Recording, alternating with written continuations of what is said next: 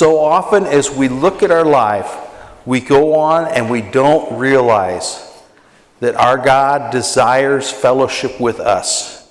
He wants to have a relationship with us. And so often we make Christianity a thing, or it's a religion. And it should be a relationship. It should be a desire to get to know God better and to have Him know us better. Our message today is called Time, Perspectives, and Priorities. And I will tell you that when it comes to time, none of us have enough. If you've ever been around someone who's got plans, they'll tell you that, I didn't get as much done as I wanted to. There's not enough time in a day. We all have 24 hours in a day, and yet it never seems to be enough. And perhaps one reason for that is because sometimes the way we deal with our time and our perspective of that messes up the time that we have. There's a humorous story about Ben Franklin, who had a bookstore, and there was a young man in there wanting to buy a book. And he asked the clerk the price, and the clerk says it's $1. And the young man wanted to argue with the clerk and haggle and see if he couldn't get it cheaper. So he asked to talk to the owner, which was Ben Franklin, and he brought him over. And he says, "Sir, I'd like to buy this book, but I think $1 is too much." He says, "What is the price of this book today?" Ben Franklin smiled and says, "It's $1.25." And the man says, "But it was just $1 a minute ago with the clerk." And he goes, "Yes, but now you're wasting my time." And I think sometimes we got to be a little bit like Ben Franklin. Things in our life will often waste our time. And if you're not mindful about how time is, it's amazing how much of it will slip by us. And we'll look back and say, "Oh my, where did the time go? I had so much time to do this, but now I don't." And again, as always, if we want to know what God has to say about that, we simply have to go to the Bible. The beautiful thing about the Bible is, if there's a question in your mind, more than likely you're going to find the answer in those Bibles. So I encourage you, not just on Sunday, not just on Wednesday for Bible study, but I encourage you to daily dig into your Bible. You will be amazed at how many times that Bible speaks to you on a daily basis. Our first scripture today goes all the way back into the Old Testament, and it's one I'm sure a couple of you have heard before, and it's Ecclesiastes 3, 1 through 8. And Solomon is saying some profound words. "For everything there is a season and a time for every matter under heaven. A time to be born, a time to die. A time to plant, a time to pluck up what is planted. A time to kill and a time to heal. A time to break down and a time to build up. A time to weep and a time to laugh. A time to mourn and a time to dance. A time to cast away stones and a time to gather stones together. A time to embrace and a time to refrain from embracing. A time to seek and a time to lose. A time to keep and a time to cast away. A time to tear and a time to sow. A time to keep silent and a time to speak. A time to live and a time to hate. A time for war and a time for peace." Now, I suspect that most of you have heard those words before. They are famous. They've been made into songs. They have been quoted many, many times. But the truth of it is, we oftentimes find ourselves in a mode where it's like, I'll get that done someday. I've got plans to do that someday.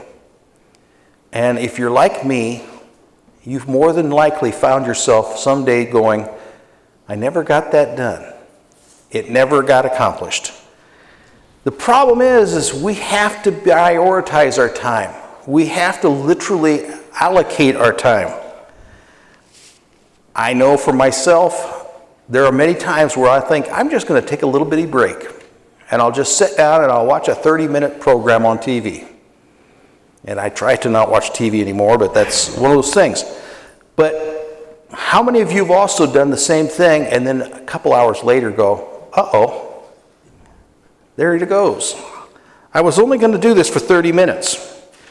But it's true of the internet, it's true of Facebook, it's true of just about anything you can do that you find stealing your time.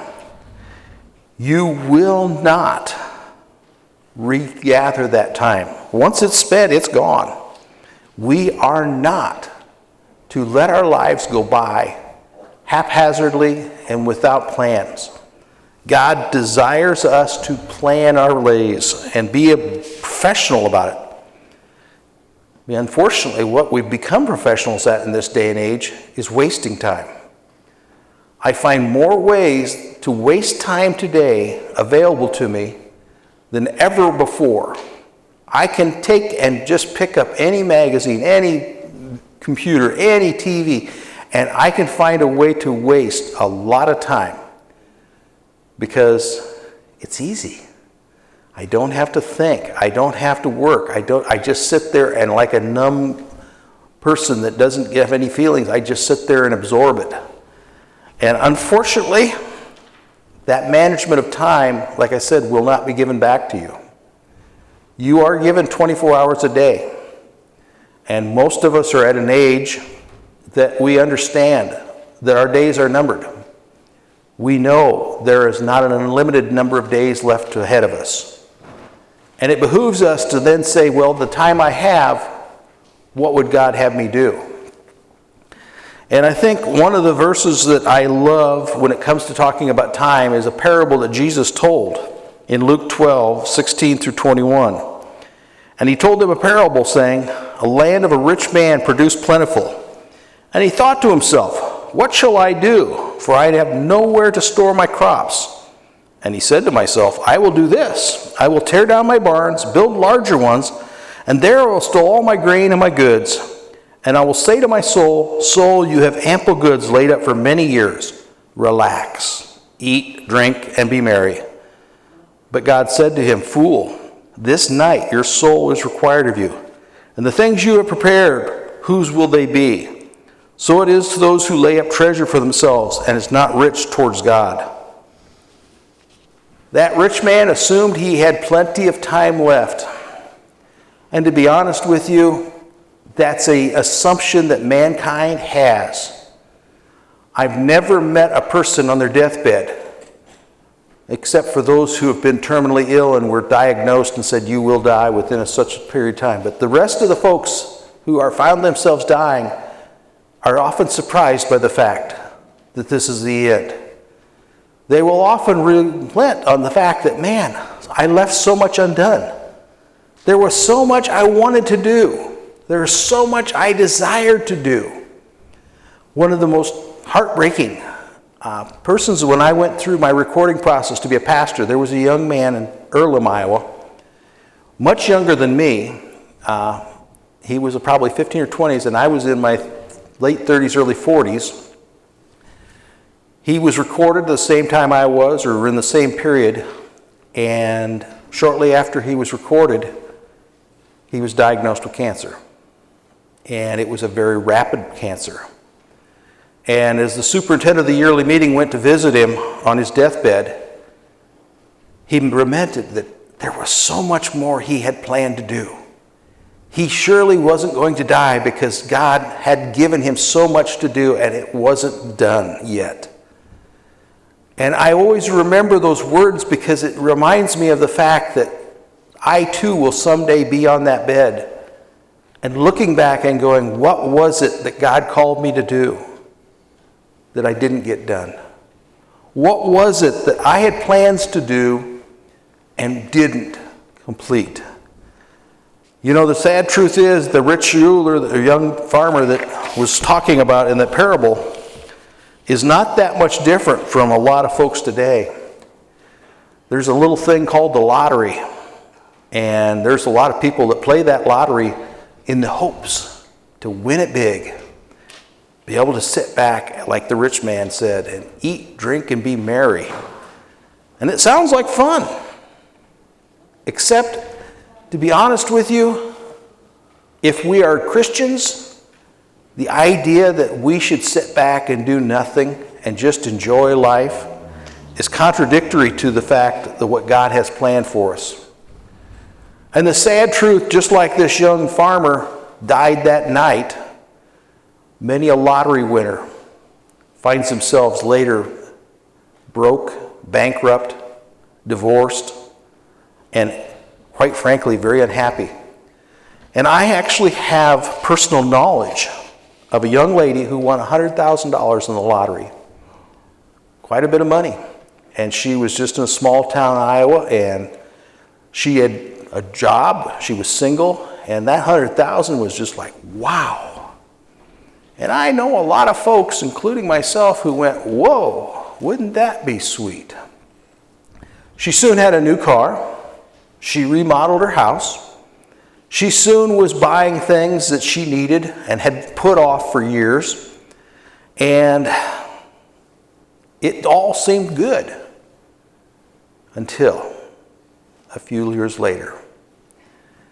And the adrenaline rush of winning big, the adrenaline rush of having all that money and not having to care was too tempting for this young lady.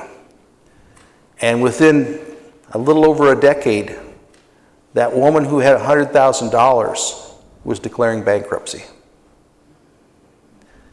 Her life was gone. She had gone to the casino trying to re-win and re-get that hit, if you will. It was an addiction, and she never quite made it again. The truth of it is, what she was seeking was not what God had promised. I would love to tell you that being a Christian means sit back, relax, and enjoy, and just party all day long. That would be wonderful, wouldn't it? It sounds like what a lot of people would just say, hey, you know what? We'd have a lot more people in church if that was what God was promising. We could easily fill this church if that was the promise God had given us. But it's not the promise God gave us. In fact, we are told to be mindful of how we spend our days. We are told to be productive. We are told to do what God has called us to do in our time that we have. And the truth of it is, this idea that I can get rich and relax and enjoy and never have to work again, while it sounds great, it's like that forbidden fruit in the garden. It carries a bitter aftertaste that will last the rest of your life. Ephesians 5:15 through 17 says, look carefully then how you walk, not as the unwise, but as wise, making the best use of your time, because the days are evil. Therefore do not be foolish, but understand what the will of the Lord is. What that verse is trying to tell you is that you are to be mindful of how you spend your time. You are to be considering what you do in a day. You should be prioritizing your day. In all fairness, and I can say I just turned 66 today, so young by some of your standards, old by some of yours. The truth of it is, as I look back over those 66 years, I literally can tell you how much time I spent wasting that wasn't productive, that wasn't doing what God was asking me to do. And when I look at the results of what those unproductive years were, I can't show you anything. I can't say, hey, yeah, look at this. I built this monument. I did this. Those wasted years literally have nothing to show for them because they were wasted. And they weren't intentionally wasted. I just felt like I had plenty of time. I just felt like it was okay to enjoy a little bit of recreation and relaxation. And let me get straight on this. I'm not saying you should never relax. I should never go on vacation. I'm never saying that. There is a time, and I think it's healthy for us to relax and enjoy. God ordained the Sabbath so that we might set aside a time of rest. We are not to be working all the time. But the idea that somehow we can take our whole life and make it relaxation is not only dangerous, it's unscriptural. And Paul was one that really caught this point really quite clear. And if you look at Paul, he is not But I can't get my tongues to go together. He's not mincing words when he says the days are evil. You live in evil times. Therefore, you should be about doing good. Because if you're not, the evil will overtake you. You can sit relaxing and enjoying and taking a long nap and then find yourself going, what did I do with my day? And it may be that God had plans for that day, and instead of doing them, I decided I would rather do something else.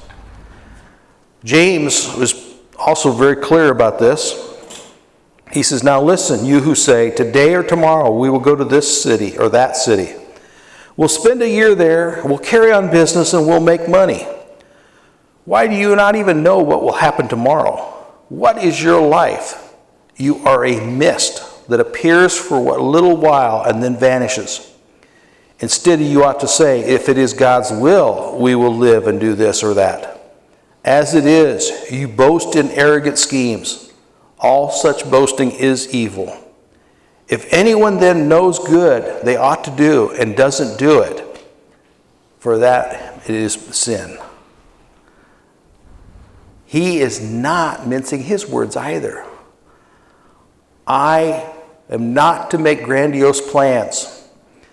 And that kind of strikes me because, as Paul was just asking me, I've had about 2 years of planning a building. And it's preoccupied my days and my time, and the last 2 weeks it's preoccupied a lot of my time in phone calls and organization, and it's a pain. And it's like, when I look at what we're doing and all the planning that I'm doing, I have to ask myself, is this for the kingdom or is it for the now and then? That beautiful building that's being built will not last. A few years from now, it will be torn down and destroyed because it's old and decrepit. It is the nature of buildings. What I do for the kingdom will last for eternity.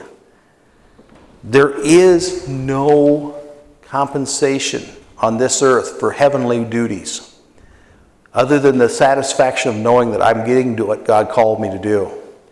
I know that God has a plan for me. He has my days numbered, and He has plans for each of those days.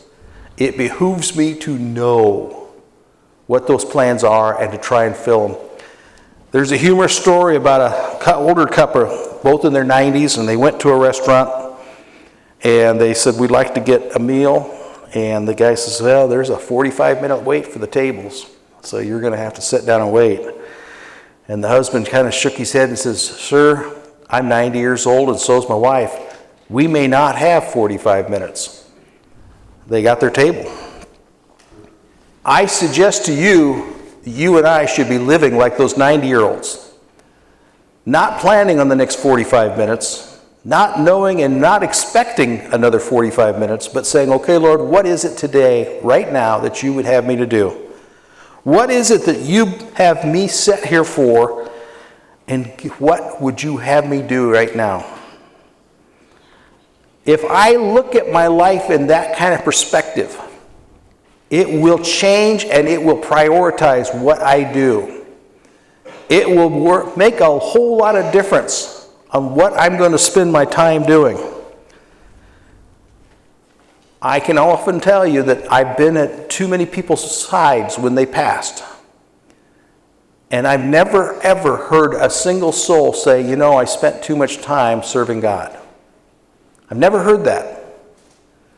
I have heard a few people say, I wasted too much of my life. Too much of what I could have done for God, I didn't get done. Like that young pastor who passed away much too young.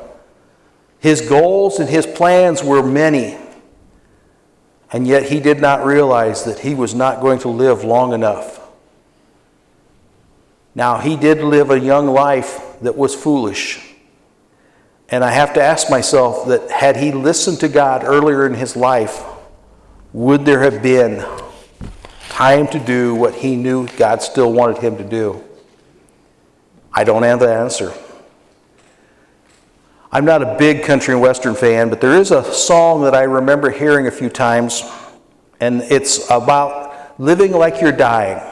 And most of you probably know it and could sing it and could tell me who it was that sung it. But I think for a Christian, that is exactly how you are supposed to live. I don't have tomorrow guaranteed to me. I don't have next week guaranteed to me. What I am to do today, I should be going, God, let me know. Listen to me so that I can tell what you would have me do today. If I lived my life like that, a lot of my priorities would suddenly change. There are some things that I think are very important that probably wouldn't get even 2 moments thought. And there are other things that, while I acknowledge that they're important, but they get put aside because I'm so busy with other stuff, that would suddenly come to the forefront and say, this must be done today. If I knew I only had hours to live, there were certainly things I'm going to ask myself. But there's one question I'm going to ask God. What do I do with those few hours that I have left? Imagine God gave you a timetable and says, this is the hour that you will die. Imagine he said, you have this many hours left.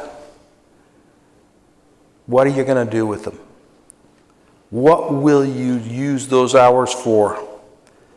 And I will tell you, it's hard to say, but if I was faced with that reality, many of the decisions that I make right now would change. If I knew I was going to be standing before God in a few hours, then I suspect my priority would be to follow and do what He is calling me to do, rather than all the other things that I find so important to me. I need to understand that my time is limited. And to be honest with you, some of us are blessed with more than others. Sometimes I read the obituaries and I see how many young people are passing away, and I wonder, geez, how short their life was, how brief it was. None of us know the hour of our death, and perhaps that's a good thing. But the truth of it is, we're all given 24 hours in a day. We're all allowed to do what God has called us to do. The problem is, we may not be listening. Proverbs 27:27 says, do not boast about tomorrow, for you do not know what a day may bring. And that is so true today. We don't know what tomorrow will bring. I can't even tell you what 1 o'clock this afternoon will look like. I have plans for 1 o'clock this afternoon. Whether I get to fulfill them or not depends on what God's will is. Proverbs gives us good advice. Live right now for God. Don't assume that I have unlimited time. But the question I have for you and me, and for me it's a big question, is will I listen to Proverbs, or will I listen to that voice in the back of my head that says, oh, don't worry about it, you got plenty of time? Because that voice will always be there, wanting me to waste a little more time. And my friends, we are called to be mindful of our time. Thank you.